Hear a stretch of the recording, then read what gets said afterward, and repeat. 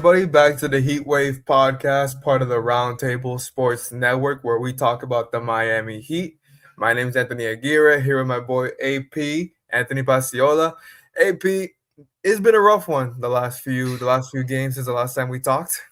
Yeah, since we last spoke, I think they've lost 5 of 7, something like that. So, Something of that nature, yeah. not nearly as much exciting basketball to talk about, which includes last night's, I believe, 9-point loss to the Magic in the NBA Cup.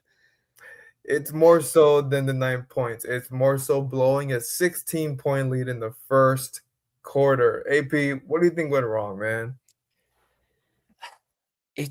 It's tough for me to say. I've always been a stats guy more so than a film guy, which I know Mhm. is unpopular. But I mean, you look at the stats across the board: 21 for Powell, 19 for Bam, 20 for Hero, 19 for Wiggins. I don't think scoring was the problem in this game. I think it was stopping Desmond Bain was obviously the biggest one. He scored, I believe, 37. Yeah, And that ties a season high. Okay, yeah. So that pretty much to me gives you the clearest answer of why the Heat lost this game and blew that lead. But I mean, what did you see last night? I am a film guy, but I'm also a stats guy. I like to look both ways. So yes, you look at 20 points from your backcourt, but then you look at 0 for 6 from 3-point range for Hero. You look at 4 for 12 from Powell. As a team, 8 for 33.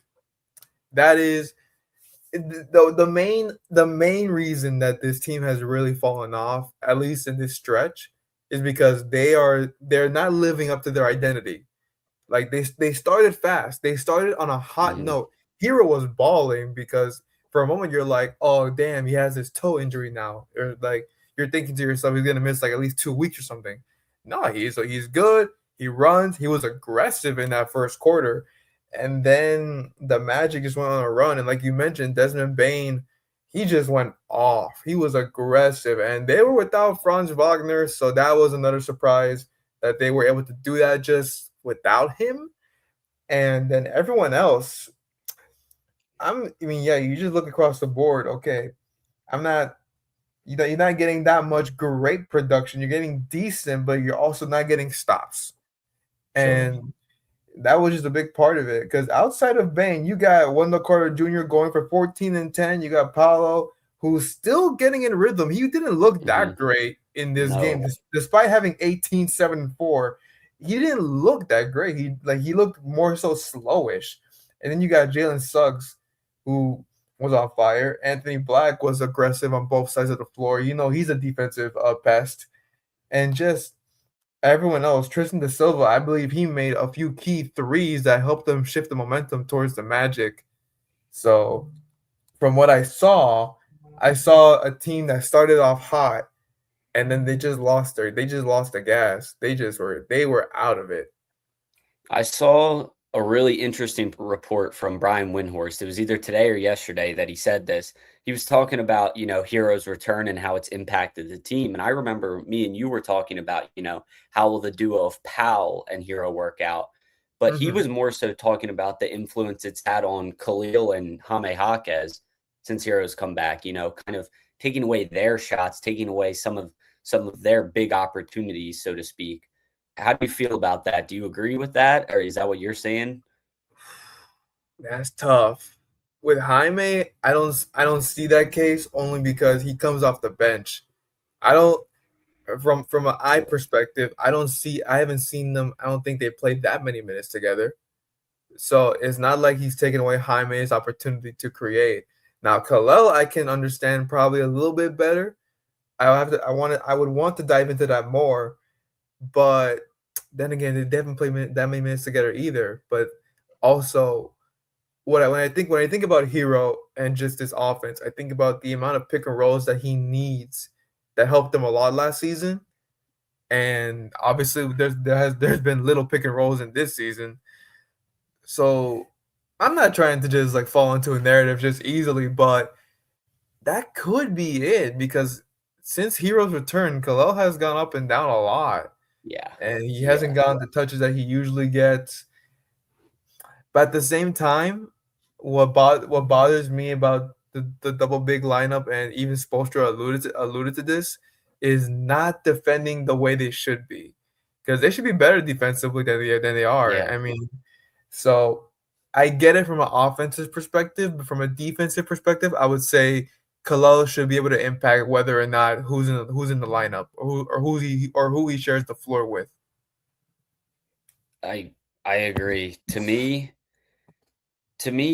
you're spot on with Hame. I mean, it's just they don't overlap enough to me for that to be a huge, huge issue, honestly. I think this stretch, like, there's not one guy I don't think on this Heat roster that has looked consistently good through this stretch of losses. Like, everyone's kind of had their bad game. Bam's had it. Norman Powell's definitely had it. Like, to me, it's just kind of a matter of everyone getting on the same page now that the team is, at full health or near full health, whatever you want to say, Mhm, because obviously Hero and Powell have been in and out and stuff like that. But now that everyone's on the floor, I think it's just a matter of getting on the same page. Truthfully, I don't think there's any alarming things going on in this Heat locker room. I don't think there's any alarming things going on the floor that are mhm. really deterring this team from winning games. No, there's no drama at all.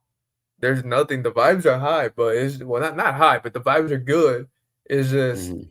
it's weird, but at the same time, we saw signs of out of characterness when Hero came back in those two games against Dallas and Milwaukee. Obviously the offense wasn't that great, and Sure. then you lose to Detroit in a very close, but you could have. But you kind of push late in the game, then you win against the Clippers, and they're the Clippers, so you're not really taking that into a factor No. respectfully. You face Dallas again at their home court, and you had AD go off on you. You had Ryan Nembhard, who's been a story the last few games. He went off. Then the Magic the last time, which was a 1 point game, and then you cost yourself because of a broken play. You lose to the Kings.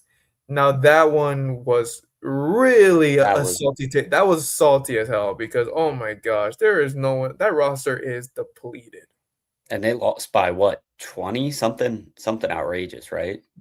The final score was 127-111, but they were Mhm. down by 20. They were down by 20 Yeah. one point. 28 actually at one point. That was crazy.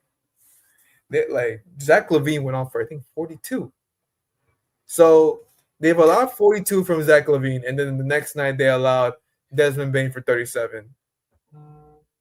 Where's Davion Mitchell? That's supposed to be his job. These are guards going off on this Heat team. I'm not expecting Norman Powell or Tyler Hero to step up and deal with I these think guys defensively. I think that's the art of switching. I think because everyone in the league should know by now, especially as a member of the Heat, that Davion Mitchell is a pest. He Yes. he is not afraid to guard anybody. I've been up close to Davion. I got to do an exclusive with him, and he looks so strong. Like, oh my gosh, you would think he's ready to just hound you. So, no, I think that's what it is. I think your concern is actually rising up more now than ever, which is the defense concerns with Powell and Hero Mhm. because they're attacking Hero a lot. Obviously Hero's not a good defender. That's never been a secret in the league. Everyone knows he's not a defender like that. No. So No. I think that's the scout report is to switch on Hero on defense. And this is what is always going to hold back Hero from taking that next leap and becoming like a 1A guy in the NBA is he can't play defense and he's not elite enough on offense to be a Nikola Jokic, a Luka Doncic, where those guys don't really play much defense either, but they don't need to because they're the best offensive players in the world. Hero isn't quite at that tier, which is going to always hold him back, in my opinion, from becoming a superstar, that next level caliber player. Let me ask you this. I did a piece on this. This was more so just exploring it. So it was reported that the Heat have had internal discussions about John Morant. Him and Hero's contract are Uh, an exact match. It works. The worst you do is give up maybe a first rounder or a second rounder. Would you do a Hero for Ja swap? I don't think so.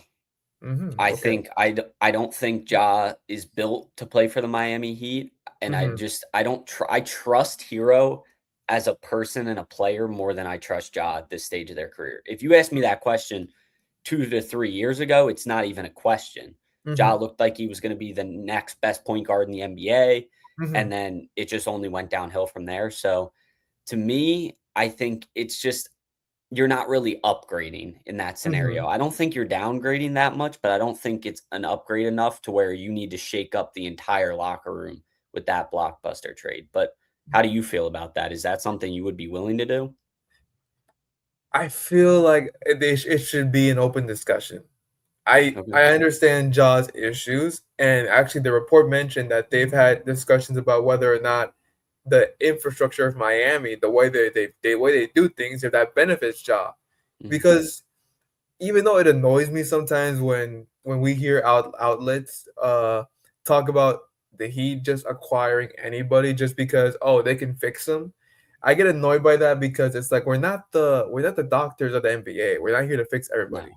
So that annoys me, but I can see a world where if Ja were to be traded here, whether it's Hero or a big package with other players and picks, I think you could see some benefit there. Because I mean, you see players Hall of Famers fall in line. So who are you to just be like, oh, I can do whatever I want? No, we saw Jimmy try, it didn't go well. So I can see a world where it fits, but at the same time, I can see a world of chaos. But I think it'd be a fun one to explore. I think it'd be a fun one. Yeah, but let's talk about the biggest trade rumor going around the NBA right Biggest, now. biggest, biggest well in the ocean. No, Giannis Antetokounmpo. No one is quite sure exactly what's going on, in my opinion, in Milwaukee. Like, there are so Mhm. many conflicting reports out there about Giannis is just saying to focus on basketball. There's people saying he's already asked out. I mean, there's so many different reports out there. Bottom line is, it feels like Giannis and the Bucks are not on great terms. I think that's Mhm. pretty fair to say. Yeah, So, if you're Pat Riley in the front office and the Bucks come calling and say Giannis wants to come play for you guys, what are you willing to give up to get Giannis? I think the best package you can do, without giving up Rozier, because that's the Mhm. conflicting part, is whether or Sure. not they can trade his contract. It was reported that they're gonna operate like as if they can. They'll find out the hard way. They have to find out the hard way if they can. Yeah, Literally, because the NBA is not giving them any answers. So no, but what not just that. they But have. if hypothetically, let's say Rozier is part of a Giannis package, and they take it to the league, the principles are agreed upon. That is when they'll get a final ruling, Mhm. and that to me is completely bogus. But I'm willing to give up Hero without a second of a doubt. Yeah. Uh, Andrew Wiggins, just for contract, it's just for his contract. And honestly, if this is the sticking point, I would give up Khalil Ware and whatever picks you got to work with. I think Yeah. that I think that gets you Giannis. Yeah. I think that's a fair package. To me, listen, I don't see a single player on this Heat roster as untouchable if I can get Giannis on my team. Mhm. There's no world, let's be honest, where you're going to have to give up Hero and Bam, and if the Bucks ask for that, they're No, absurd. that's I don't even insane. know if that would work contractually, but if it does, that's the only offer I would take off the table. If they want Bam and Wiggins and fill in the blank, sure. You That's what can't. ruined Dame. Portland tried, at least from the reports, that they tried to Mhm. get Bam and Tyler. That was Yeah, not gonna that's that was that's not gonna crazy. happen.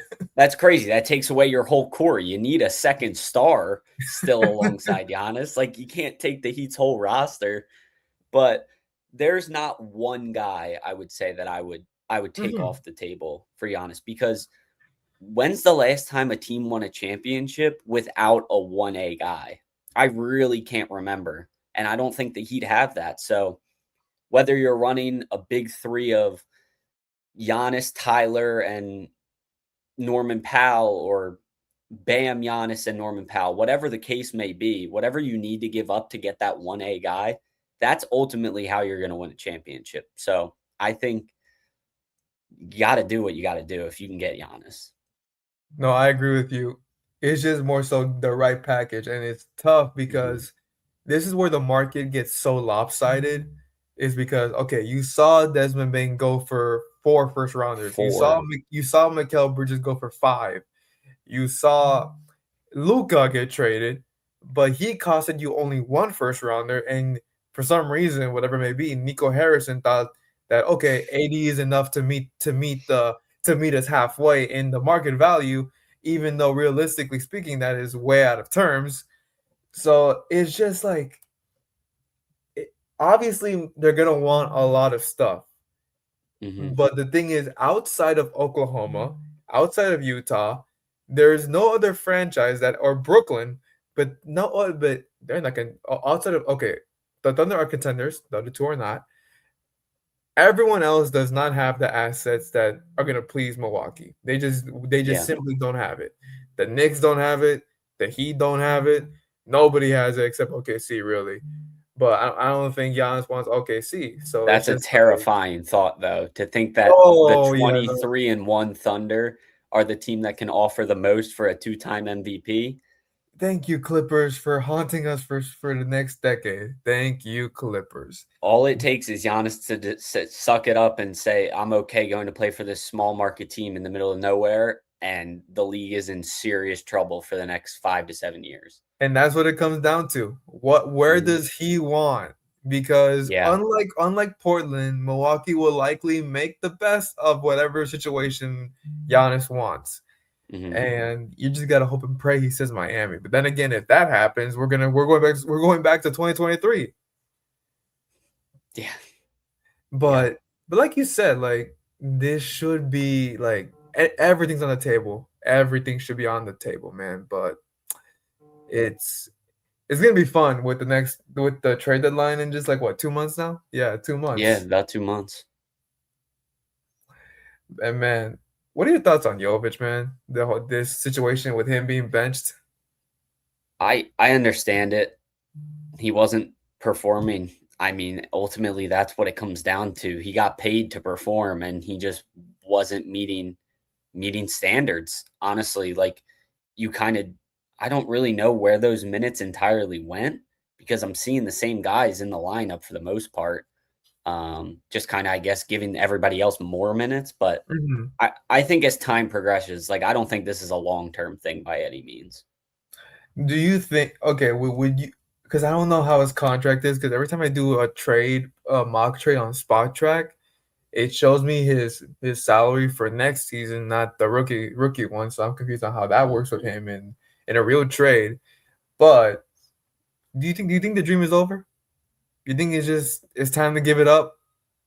4 years it's been like almost 4 years now, and we've had no real And sign of they just signed him to what, 4 years, 64 too? 62.4. Oh my goodness. See, like that's you invest they invested in him. That's not a pay now contract. So clearly the Heat still believe that he's going to turn things around, that he is going to start showing those flashes, or else they wouldn't have given them that contract. So I give it till the end of the season. That's what, 4 full years, or is that 5 full years in for I Jovic? think 4 or 3. No, I think it's Whatever it may be, if you just paid him that big contract, like it's gonna be that's not a very movable contract if he doesn't start showing some signs. So at this point, I say they just stick with their investment. yeah, no. I just don't get what I just don't get what they want with him at this point because and I hate to draw this comparison, but this feels like a Lonzo Ball situation mainly because the day he was drafted and the day Mhm. he had his welcome press conference, Pat Riley said, "We're going to retire his jersey," which is exactly what Magic Johnson said when the About Lakers Lonzo. drafted Lonzo Ball. So this feels like a deja vu. So I didn't like those words back then. I don't like him now, and you're getting nothing out of him. You're not seeing any consistency offensively or defensively. He can't even. He doesn't even know. Like you can't even fit him in a role. He I was about to started. say, like, truthfully, I don't know what he is. Like, what is it that they want him to excel at? I can't put my finger on it Me even. neither, because at some points they have him at the 5, and next thing you know, he's back at the 4. And but even then, it's like, do you want him to create? Do you want him to initiate offense? Do you want him to facilitate? Do you want him to shoot more just corner threes like PJ Tucker style? Your It's guess is as good as mine. I really don't know. no, and it's frustrating because you see the talent, but Mhm. you're not seeing it on the court for consistency. Like, what do you think has been the biggest, the more stressful story, Jovic or Kalel? I think it has to be Jovic because he just gave him the contract, and at least Khalil is showing that like, hey, he's this young promising center. Like people describe him that way. No one is describing Jovic as a promising young forward anymore. That's not the title he's being given. So to me, I'd be if I was in the Heat's front office, I would be way more stressed about the guy I just paid 60 plus $1 million to, who Yeah, is now not even in the rotation, mind you. and that new one, I believe kicks in next season. So I Mhm. believe this could be year 4. I don't know. It doesn't matter. Jovic has had enough reps and enough chances to just make something out of this. Show something, like, even, like, Jonathan Kuminga level flashes would be amazing. Like, just I mean, something. should we try going for Kaminga? I don't know. I remember we tapped into those waters last in the summer or something, but I don't know. I like Jonathan Kuminga. I've talked to him before, he's super nice guy, and I still think he's only 22, 23 years old, so his best years could absolutely be in front of him. Yeah, it's so weird how the Warriors have treated him. Like The like best thing for him is a change of scenery. I don't care where it is, Golden State is not the place for him no, I anymore. agree with you on that part. And it's funny because I feel like, do the Warriors not know that there's also a future without Steph Curry? Do they No, know they don't. No, that? their vision is looking at the next whatever 3 years maybe Curry's got left, 3 to 4 years, something like that. Oh, That's what they're watching. They're not watching anything past that. Promise that you. They that don't is care. listen, when your organization and the Heat have done at least a good job in this part, getting veterans and getting young players. Mhm. So we'll see. The Heat will take on the Raptors on Monday, 7:30. That was recently added to the schedule after their loss and elimination from the NBA Cup. It's been a rough one, but hopefully this is, and every team goes through these hard stretches, but hopefully the Heat can find their way out of this one and just pick things back up. This is the Heat Wave podcast, part of the Roundtable Sports Network. Thank you all for tuning in, and see you next time.